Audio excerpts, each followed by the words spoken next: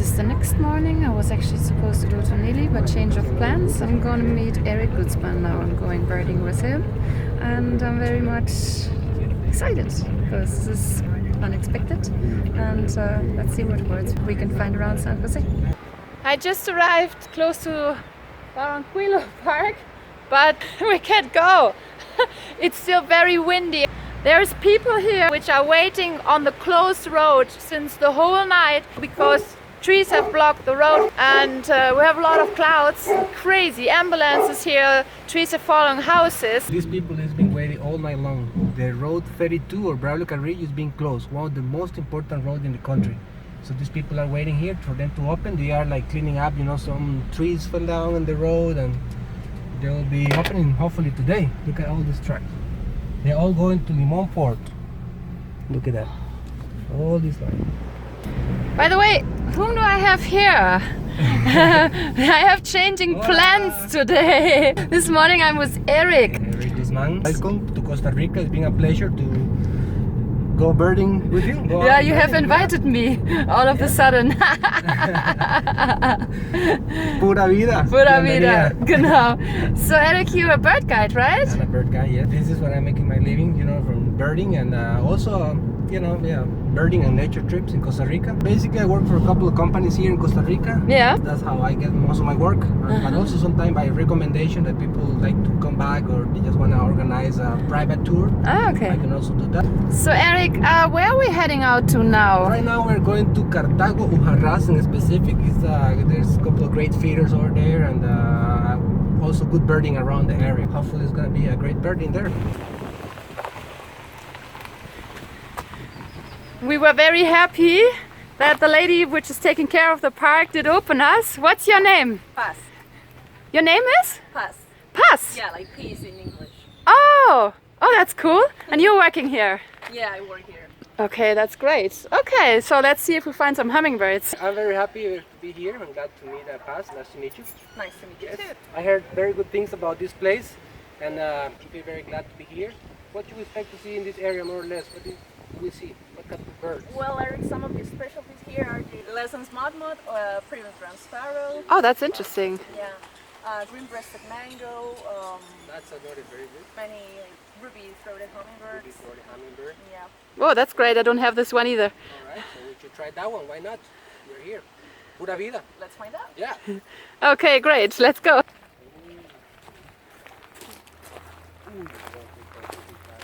What is on the feeder?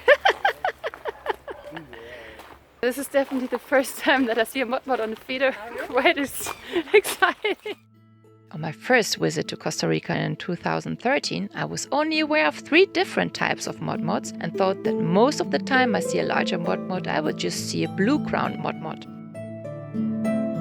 Besides my lack of knowledge, taxonomic studies of species also might lead to new species, and in the meanwhile there's 14 different mudmud species described, and even 6 of them are found within Costa Rica alone. This Lessons mudmud, which is not much bothered by the rain here, was split from the blue-crowned mudmud in 2016 based on different feather patterns, vocalizations, ecology and different geological range.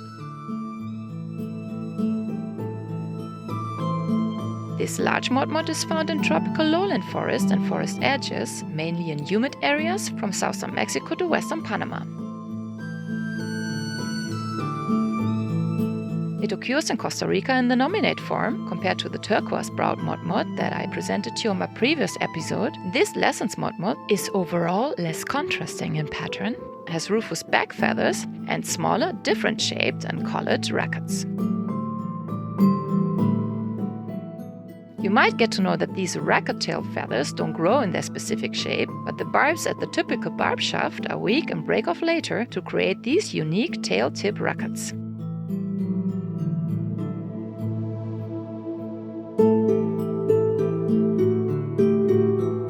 And as to expect, mudmuds don't join in social feeding. Mudmuds generally feed on insects, lizards and fruit and nest in long tunnels in earth banks that can be more than 4 meters long. They're good diggers by having specialized feet. 2 of their 3 front toes are fused up to the first joint to give them a sort of shovel.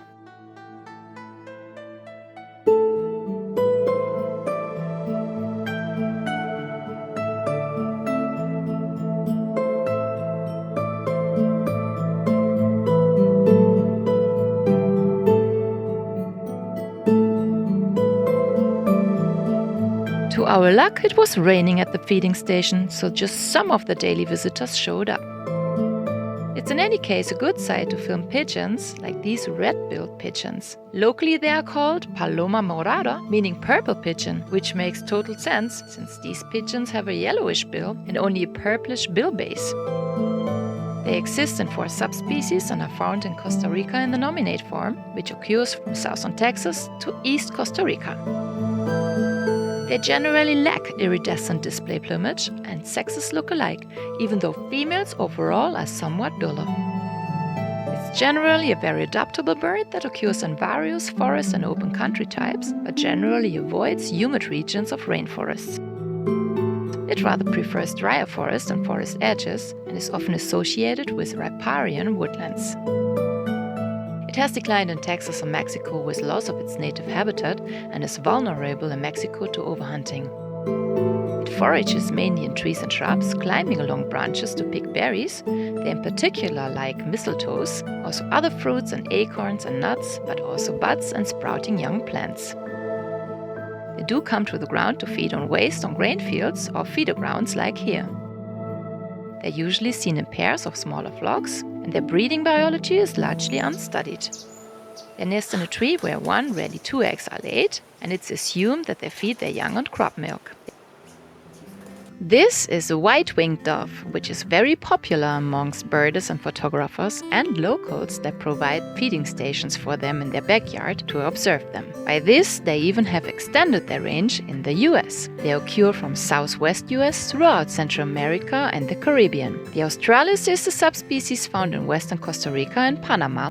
These birds are mainly granivorous, feeding on a variety of seeds and grains and fruits, and are seen as an agricultural pest in some of their regions when they descant on grain crops in large numbers. Especially cereal grains are a major food source for the adults, but they don't provide enough nutrition and protein, hence they are not good to grow up their young. To raise healthy offspring, they must have a good access to native seeds, since they do not supplement the food for the young with insects or other animal protein. They do often nest in colonies and can live up to 25 years in captivity, but rather 10 to 15 years in the wild. And these are very popular game birds too in the US. Just to give you one example I found, in 2011, 1.6 million white-winged doves were killed by hunters in Texas alone.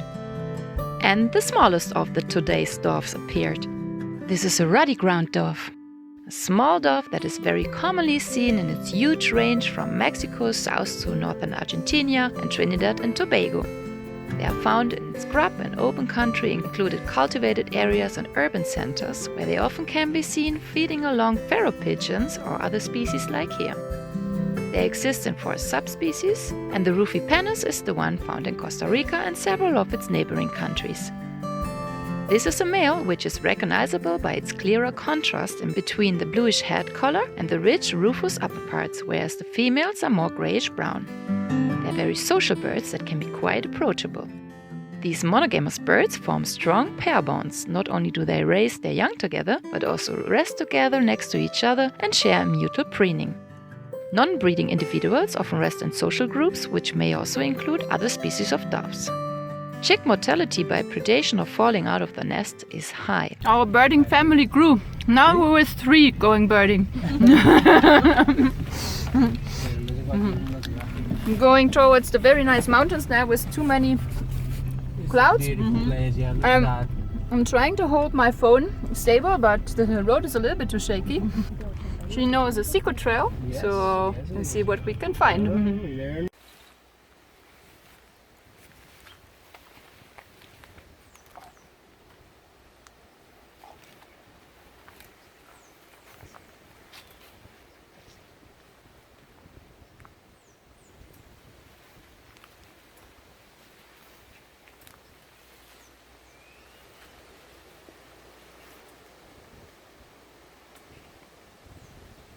These bush groundhoppers really frustrate me most of the time, as they rarely come out in the open, like here. Yeah?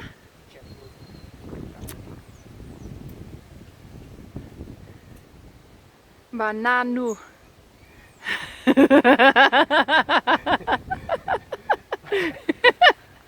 I should have been a little bit more enthusiastic though, since I got the glimpse of an almost new species.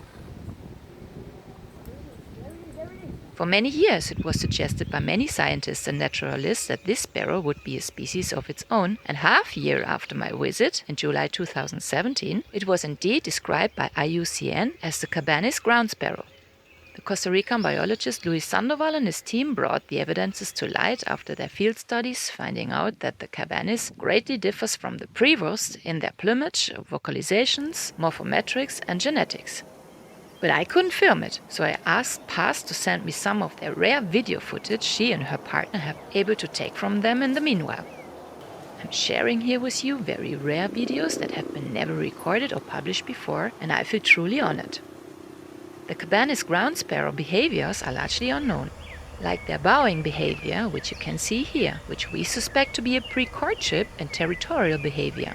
Sexes look alike, and their local Costa Rican name is Pinzón cafetalero, meaning coffee sparrow. The coffee plantations are indeed the habitats where they are mainly found today. They are also found at chayote plantations and sugarcane fields and some of the few left scrub areas. You see here a pair foraging for most probably some arthropods and seeds, and they also like to eat little berries. And there another pair appears. The first pair gives a shrill warning call to the intruders and immediately chases them off. IUCN has listed the Cabanis ground sparrow at least concern, but Paz and her spouse Ernesto believe that this status must be fairly incorrect, since the sparrow is endemic to Costa Rica and only found in a very restricted area, mainly concentrated in the Central Valley and some of its surrounding areas like Los Santos, Turrialba and Monteverde, and there is no info about their population size. Paz and Ernesto are not only partners in crime, but also naturalists and bird guides, so they wanted to do more for the Cabanis and started a research and conservation project for them in 2018. One of their main goals is nest monitoring to find out more about the criteria needed for these birds to have a successful reproduction. They started with nest monitoring in 2019 and have launched a website about their projects, which are even more now inclusive of other species. So far, they have been able to find out that the Cabanis laid 3 eggs, and they are sometimes affected by brood parasitism by the bronze and shiny cowbirds, as well as feral cats. But their main problem is loss of habitat. They assume the Cabanis' former habitat has been scrub areas, which were commonly found in the earlier days in the Central Valley, before much of these areas here have been turned into coffee plantations and house constructions. And somehow they have managed to adapt to these coffee plantations until now. But in the recent days, these coffee plantations are again turned into other crop fields or lost to road and building constructions again, leaving them almost no suitable habitat at all anymore.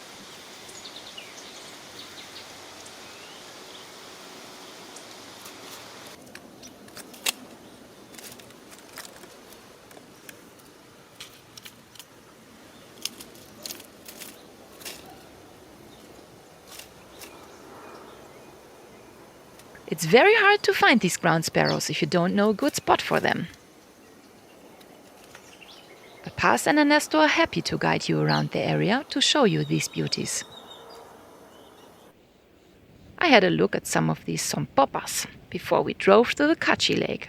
These leafcutter ants always do for a little cinema show. This lake was created by a dam and was one of the first hydroelectric power projects in Costa Rica. Most of San Jose's electricity is produced here. There seems to be plenty of birds to be found here, but no luck for us today. It's a beautiful place here. What's the name of this lake? Cachi. Cachi. Cachi. Okay. We drove on to the Ruinas de Ucaraz, an historical site where you can find the ruins of one of the oldest churches of Costa Rica that was built in the 1580s during the early colonial times. But the greyhawk was the only interesting bird we found here this late afternoon. It was time to drive back to Eric's house with a beautiful sunset, and I was excited to meet his wife Angelica and get a nice homemade veggie dinner and about the mountain trip tomorrow. Next morning, 5 a.m. Very much too early, as you can see. I'm very, very tired, but we have to be hurrying actually now because it's getting a lot of traffic already. we're heading out for the Quetzal. The smoky long cloud you can see here is a huge gas and ash cloud emitted by the recently active again volcano Turrialba. It's the easternmost and the second highest of Costa Rica's active volcanoes with a height of 3,340 meters, and its last eruption was in 1866. Visible activity started again in 2006, and it had one outbreak in 2015 and 3 more in 2016. The last outbreak was on the 31st of December 2016, just a few days before I arrived here, and I didn't know that on this particular day that I landed, on the 4th of January 2017, also several flights and arrivals had been cancelled due to air pollution of this volcano. It's called Cerro Linda Vista. It's the highest mountain range in Costa Rica, 3,820 meters above sea level. Is the highest point right here. It's well known as Cerro de la Muerte, the death peak. Yeah. It's just a reputation it acquired because, of course, the road is kind of dangerous. Yeah. But back in the day, there's a story about people from Pérez de León used to come to San Jose. It used to take about a couple of weeks or a week and a half to get there. Back and forth, and then people sometimes they died, because the hypothermia get too cold here at night, temperature drops. It's always like that, very foggy. Today it's not just foggy, it's also rainy. Well, not too bad today, to be honest. I've been here before, worst. You cannot even see like 5 meters away from you. The most dangerous road in Costa Rica. This one. Many accidents, Yeah. But the real name is Cerro Linda Vista because in a clear day you have an excellent view of both ocean, Caribbean and Pacific, up from the highest point. It's very beautiful. Yeah. All right. Yeah, I get headaches again. I can feel the pressure. Today will be pretty much about maybe 2,500 above sea level. Still pretty. We'll see the oak forest and. Hopefully the Quetzal. Yes. We made agreement about that yesterday, right? You remember? Otherwise, I will have to change my guide next time. So you give your best. You're breaking my heart now. No, it's too early to say that. Let's wait. Yes, of course. Let's go for it. Okay. I'm sorry. I just wanted to put more spicy on it.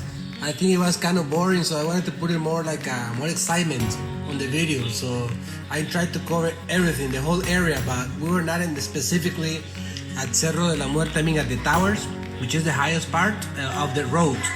But the highest part of Costa Rica is Cerro Chirripó, which is not accessible by car. It's only by walking, by hiking up there to the top of the summit.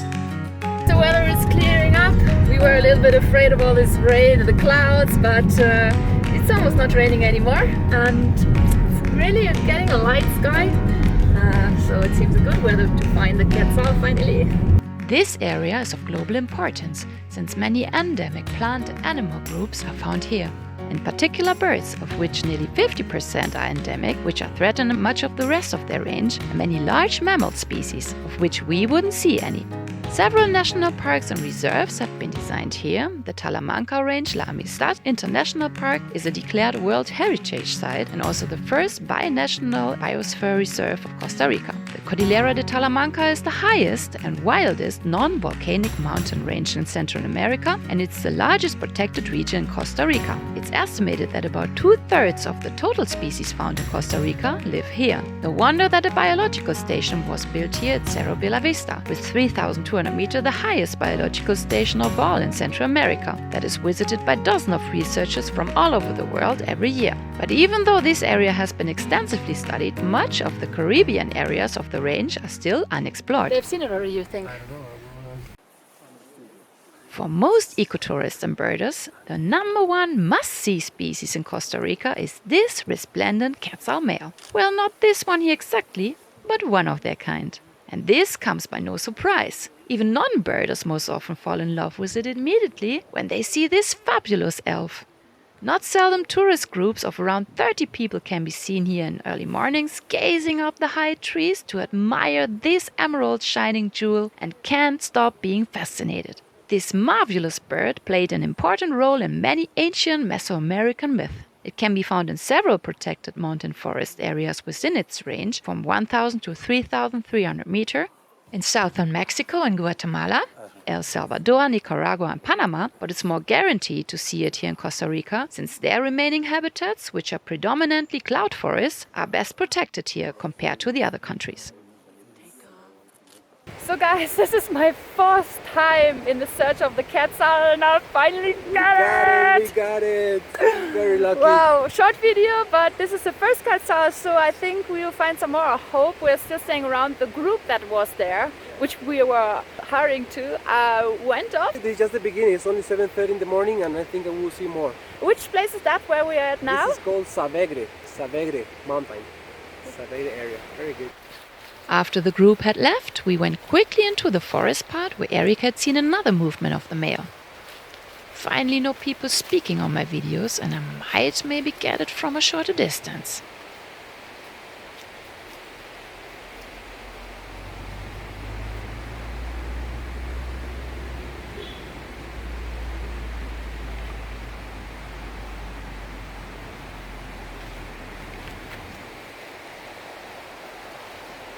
But once Eric had spotted it, You see? Yeah. He went that way. it took off and seemed to fly far away. We continued our search alongside the road, but the good time and chance to see it again seemed over. So Eric decided to drive a bit more downhill to look for some other birds there.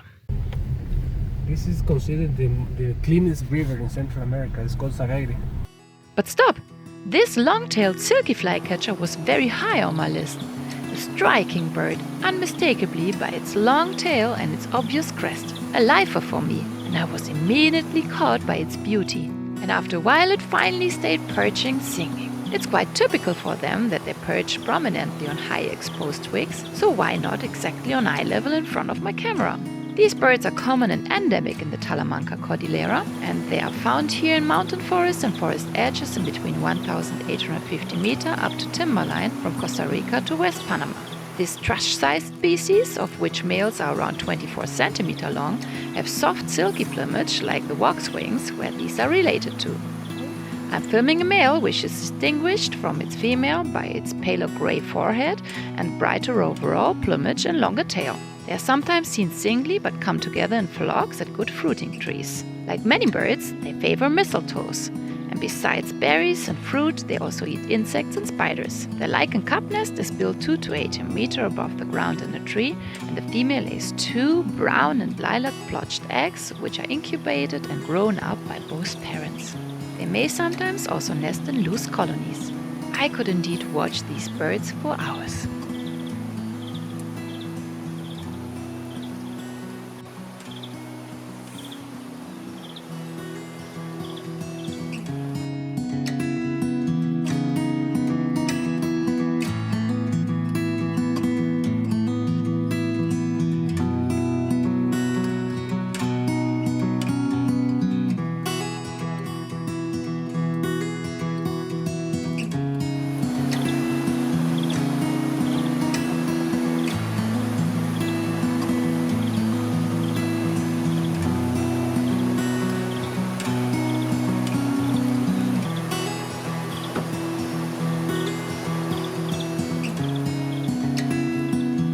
Next Costa Rican and Panama Highlands endemic is this black-capped flycatcher, found from 1,850 meter up to 4,000 meter, which is described to be an active and tame bird.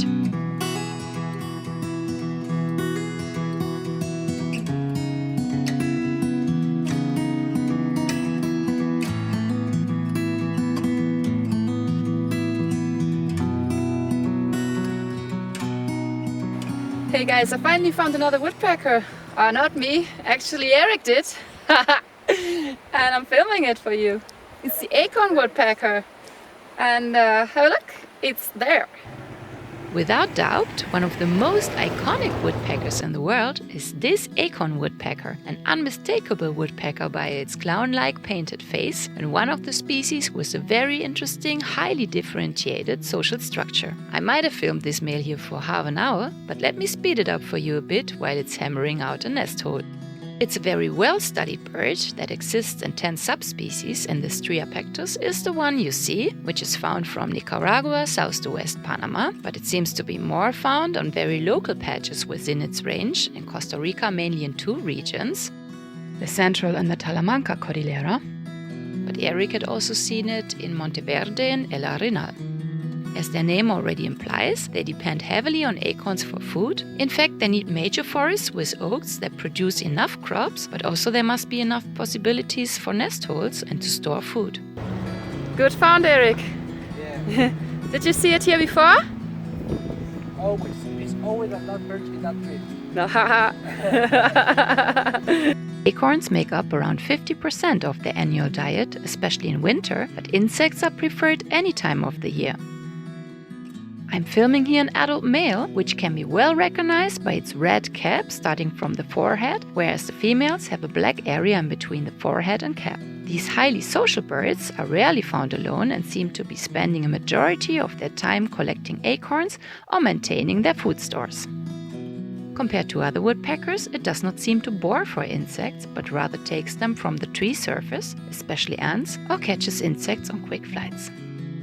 They also may take some seeds and nuts, especially almonds and walnuts, as well as oat blossoms and catkins that may form a large part of their spring diet, and they do regularly tap trees for sap. Acorns are mostly supplemental and are eaten primarily in winter. In many parts of their range, they create granaries. These are acorn storages that are built in dead trees or branches, or telephone poles, or trees with a thick bark, but they don't harm these vital trees by that. One video went viral when in 2015 one particular wireless antenna in US was out of function and technicians came to open this large antenna and an amount of 300 pounds of acorns fell out of it. And this is a female on another tree. Field studies about their breeding biology are extremely interesting to bird nerds like me because they are very complex. Generally, they breed in groups, they nest together, share food together, and do all take care of the young. These groups usually consist of one main breeding pair that has the highest rank. Correlations have been recorded of up to 7 breeding males and 3 joint nesting females and up to 10 offspring helpers of their family. These woodpeckers' females are doing a strange ritual in destroying each other's eggs until all females have begun a normal laying sequence. However, it's commonly found that young from a single brood have multiply paternity. If one of the main breeding pair birds will die, it will be replaced by another of the group that will claim its rank by intensive fights. New females that replace the rank highest one will often destroy her eggs or kill her nestlings.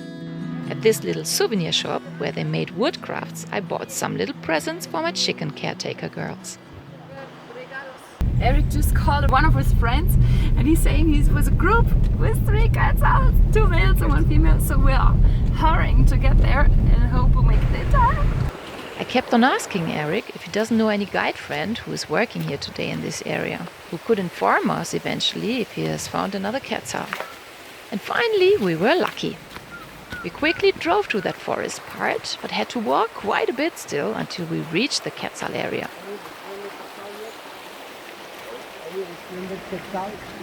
No, not yet. These resplendent quetzals are one out of 6 quetzal species that belong to the Trogon family. But none of these is having such an elongated tail. It's quite exhausting to walk this way. It's not so high, but eventually you come from hot to cold to elevations again, and you're hurrying because you want to see the quetzal. This resplendent quetzal is found in 2 subspecies. The one found here and in western Panama is the Costa Ricensis. They have shorter and narrower tails and a different crest and are slightly smaller. Finally, even I arrived, and the quetzals have still been around. Eric made me a promise yesterday. He told me that we would see the quetzal, and we did it. And I made at least, let me think, more than half hour film from a male preening up in the tree, and this film I will show you now.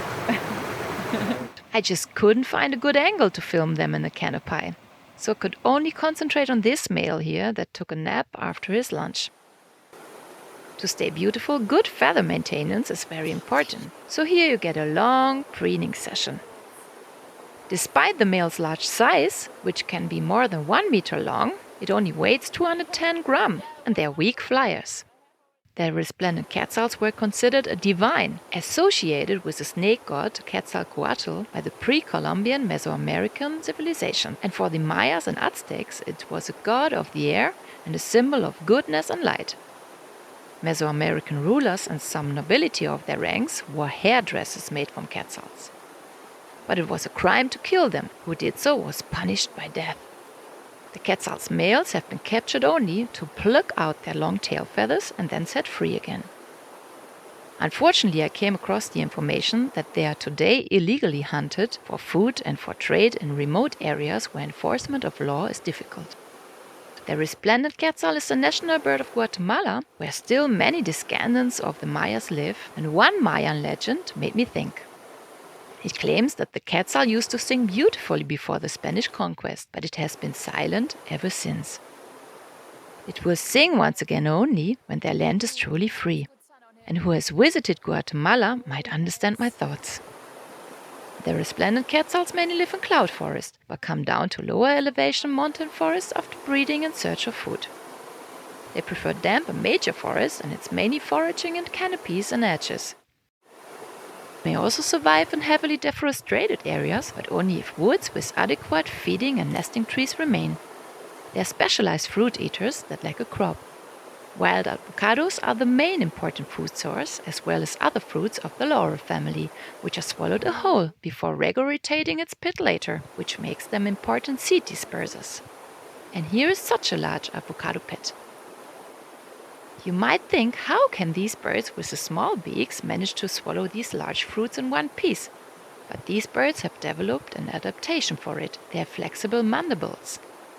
They also mix their diet with berries and insects, notably wasps and ants and larvae, and also some small frogs and lizards. These quetzals feeding more frequently around midday, where most birds rest.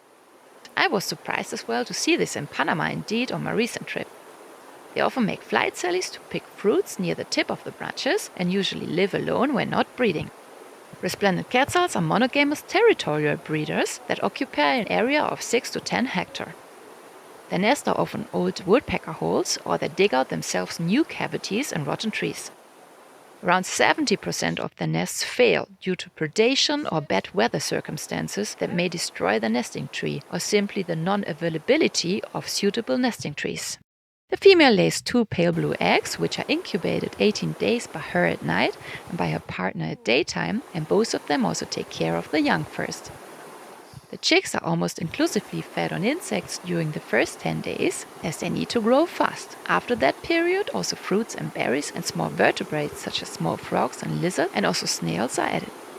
Surprisingly, the female often leaves the chick-carrying duty over to the male near the end of the rearing period. She will neglect and often abandon the young, so the males alone are then fully responsible to take care of them until they are ready to survive on their own.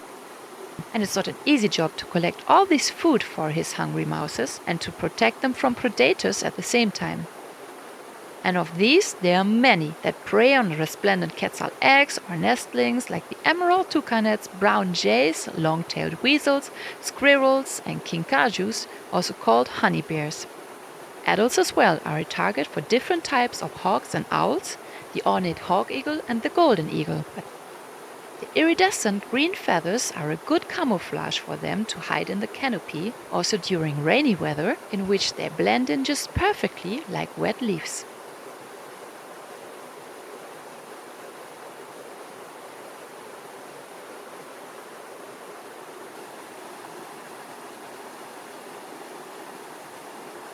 Finally, we're seeing a different quetzal. A special day, huh? Yeah, wow, this is my second. And actually, I'm with a very special person I'm happy to meet. My name is Marino Marino? Chacon. Chacon. Yeah, Okay. and I am a local guide for Sabeire Hotel. And I always looking for birds. And of course, we're looking for the special bird that is called the quetzal. Sí.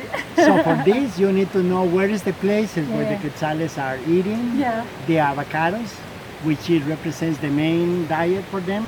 So the quetzales are showing up here now because they're eating the avocados, but this is previous to courtship. So that's why the males, they has the beautiful color, and they Which has means the long, very, very long tail. And they're behaving here like I'm making a lot of noise and displaying the colors. So for the people to see this special bird, it has to come to Costa Rica and this area And that this is time? called. And this time, well, any time in the year, but this is a good time. Because So I've been this- in the Cerro Cerro, mountain yeah. on my first trip when I came here, and I've been searching for it 2 days, but And it you- was rainy season in October, so I Yeah, didn't hear the see it weather at all. wasn't so good. This is a very good weather. Yeah, It was windy for some days, but I today know. is a perfect day. I know. Very sunnier, with many birds, and we are just here in the perfect location for You to just see had quetzal. seen 2 males and 1 female, right? Yeah, we saw 4 quetzales here. We saw 1 juvenile, 2 males with a long tail, and we saw This 1 female. there was some flying. I don't Yeah, know if maybe it was was female. another one. Yeah, could it be? Another one. Yeah. So this place is called San Gerardo de Dota, Sí. and the hotel where we working for is the Sabegre Hotel. So if people want to contact you, how do they find you? Wow, they has to go through Sabegre Hotel, and my name is Marino Chacon. They can ask for me, and they will put me on contact. That's great to know, but one thing which I want to mention, Yes. you are actually the one that found out that the quetzal is here, and you were the first guiding here for quetzals, right? Yeah, pretty much, because I started to do this back on the 80s, so it's been a while. It's Yeah. been a while. So thanks to you, actually, a lot of people from all over the world have the opportunity to see these magnificent birds. I am very pleased and very happy. I'm very proud to be able to share with the tourists the nature, the good things that God gives to us. I'm very pleased to share And and show the birds and the specialties on this part of the world. And if we do come here to promote all the nice nature things, this nature will not be destroyed No. for cutting wood No. or for doing palm oil plantation, all this nonsense. No. So actually the people that come here for quetzal or birding, they're doing conservation work. Yeah, ecotourism is very big industry in Costa Rica. So we are doing a big effort in order to protect and preserve this. You're also planting Not trees only here, for right? planting avocado trees, Yes. just preserving, keeping the mountains, and also giving a guarantee for the future generations. Yeah. In the future, the kids to come here and see the quetzales. Okay. Muchas My pleasure. gracias. And mucho gusto. It's a And now pleasure. I have to film on this. Maybe 2 females there, the male Oh, there. yeah, you and have I- to show them. The word quetzal originates from the Nahua Aztecs, where quetzali meant tall, upstanding plume, or more recently translated large, brilliant feather. And these mystical tail feathers do need 3 years to fully develop. Their status is near threatened due to habitat loss. When the cat's out, you get a headache. Oh, sitting so high up. And we don't see them anymore. It's in the middle of the hot day. Most probably it's still cold here. So I think they're hiding somewhere to have a nap. Yeah, so we're going out to find some other birds. I could take some photos of one female perched high up in the canopy, but failed to get a video from her. The special show was eventually over for us again.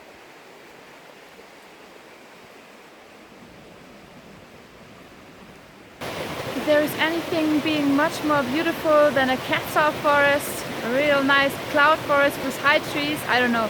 It's amazing.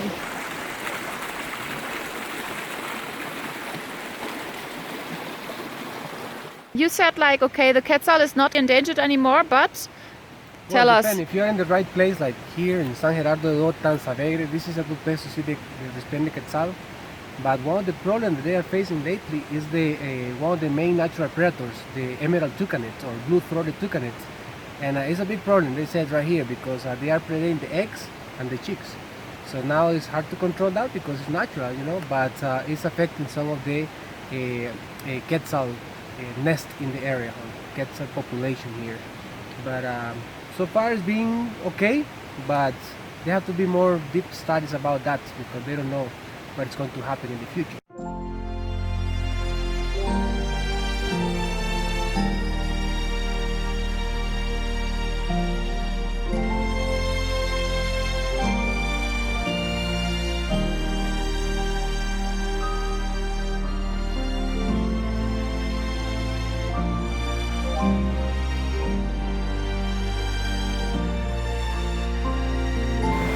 Guys, I can't quite believe, but I just opened the door from the car and I thought to see some waterfall. There's been a pair of black huans in here. I couldn't film it for you, unfortunately, but I have some photos. Have a look. I still remember my first encounter with these black huans in the Chiripo Mountains, and I'm not less fascinated now. These shy and mostly silent birds often forage in a pair of family groups for fruits and berries in the canopy and are not often seen on ground. Sometimes we see also here the American Dipper, Cinclus mexicanus, another specialty here. But I think to see the black huan is better. Oh my God, I feel so happy for you. So happy to be here also. What a great moment, what a great time. This is amazing, what a job. These frugivorous birds are once again endemic to the highland forests of Costa Rica and West Panama, but are only found in the small range from 900 to 2,250 meters. I love their blue facial skin and their pinkish red legs and feet, besides the shape of these 60 centimeter long birds. They are threatened by habitat loss and degradation and also hunting, so no wonder they are so elusive. Then we drove to Miriam's Castles, a lodge combined with a restaurant and several bird feeders. Eric had a coffee and I filmed more Costa Rican Panaman endemics like this sooty-cap chlorophingus found here from 1,600 meters to timberline. And this yellow-tied brushfinch, where its yellow tides are often the only recognizable part of it to see it when it's moving through the bushes or on ground. And this female Wilson's warbler, who is a migrant to Costa Rica from mid-September to mid-May. And what about an acorn woodpecker on a feeder eating rice? I have never seen this before. Here you can clearly see the black stripe in between the white cream-colored forehead feathers and the red nape. And the rufous-colored sparrow again, but quickly scared off by the acorn woody.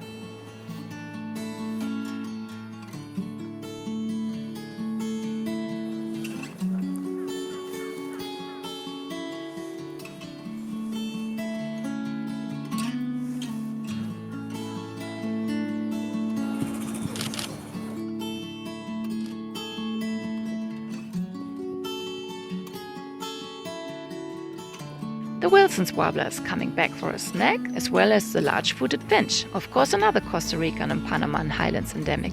It's a passerine bird, but despite its name, it's not a true finch, but belongs to the Passerellidae family and is the only member of the genus Petzopetes.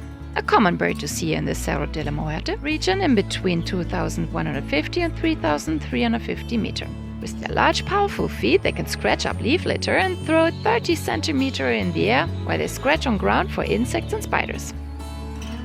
A rufous-collared sparrow, also called Andean sparrow, another Costa Ricensis subspecies, also joins the feeding station. These sparrows have a large distribution from southeast Mexico south to Tierra del Fuego, which is the southernmost tip of the South American mainland, and are found in a wide range of habitats. 25 to 29 subspecies are described of them, and they are common throughout their range. The local name for it in Costa Rica is come maíz, corn eater, and it's generally tame and approachable.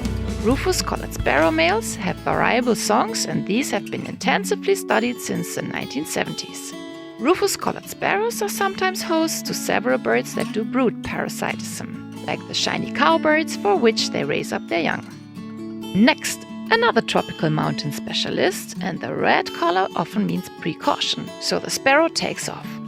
This is a flame-colored tanager male with his scarlet red plumage, and as to expect, it's another subspecies which is only found in the Costa Rican and Panaman highlands, called Citrea. The total range of this species, though, extends from southern US to Panama. The Wilson's warbler is back again quickly, and here comes the female flame-colored tanager, yellowish instead of red. These birds used to be placed within the tanager family, but are replaced now to the cardinal family. They prefer humid mountain forests, but are sometimes also found at foothills and highlands and also coffee plantations and gardens. They feed singly or in pairs, mainly on arthropods, but also on some fruits and berries and figs. They are fairly common in oak and pine forests and often nest in cypress trees, even close to human settlements. At the end, a lady rufous-collared sparrow joins in as well. Typically, they look more camouflaged.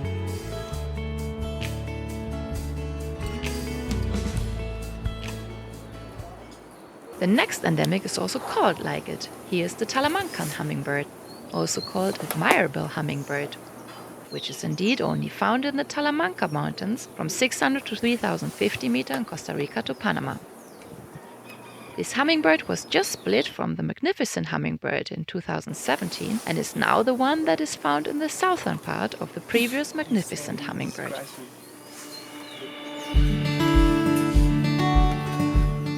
Males have a brilliant gorget, a feathery throat marking and forehead, and when lightning is right, the gorget skimmers in turquoise blue and the forehead in pink, like seen here.